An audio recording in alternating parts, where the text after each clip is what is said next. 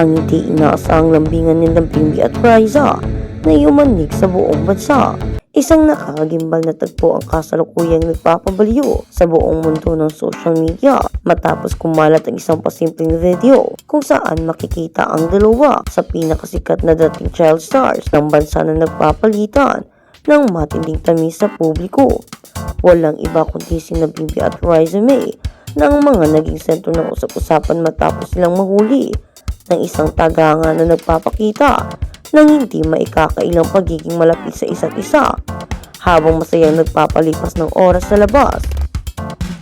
Ang nasabing kaganapan ay mabilis na nag-apoy sa iba't ibang plataforma na nag-iwan sa milyon-milyong Pilipino ng napakaraming katanungan tungkol sa tunay na estado ng kanilang namumuong samahan. Sa mga kumakalat na detalye mula sa nasabing palihim na kuha, mapapansin ang napakasimpleng ngunit napakalalim na koneksyon ng dalawa habang sila ay nagbabahagi ng isang mas saganang salo-salo.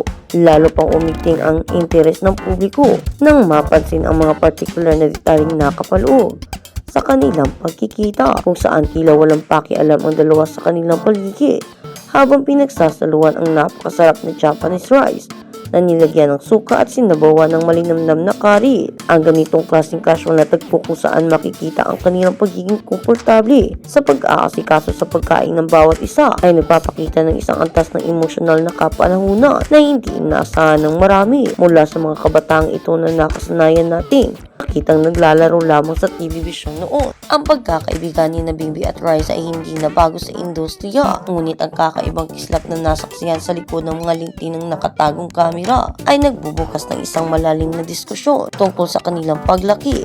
Parehong namulat sa magulong mundo ng showbiz kung saan bawat galaw ay binabantayan at hinuhusgahan.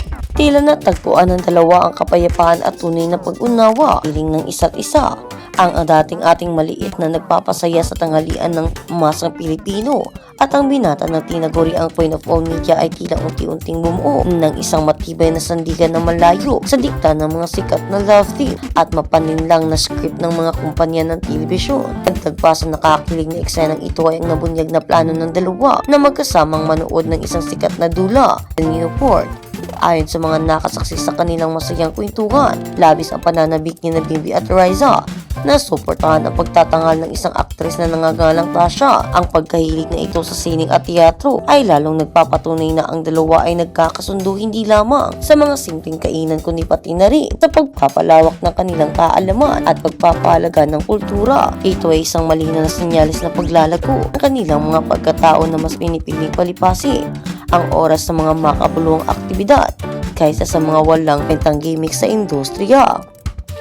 Sa huli, ang nakakagulat na pagkakahuli sa kanilang patagong lambingan ay nag-iwan ng isang matinding warka na isipan ng bawat isa at bawat Pilipinong sumusubaybay sa kanilang paglaki. Maging ito man ay simula ng isang malalim na pag-iibigan o patuloy lamang ng isang dalisay at hindi matitibag na pagkakaibigan. Walang makakapigil sa katotohanan sila ay maligaya sa kasalukuyan.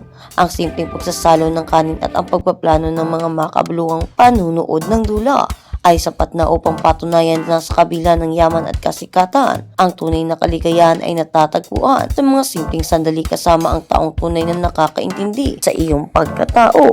At ang ginawa ni Riza May at Bimbi ay isang napakagandang halintulad na silang dalawa talaga ang magkakatuluyan. Sana nga, kung bago ka lang sa channel na ito, huwag kalimutang mag-like, share, comment, and subscribe.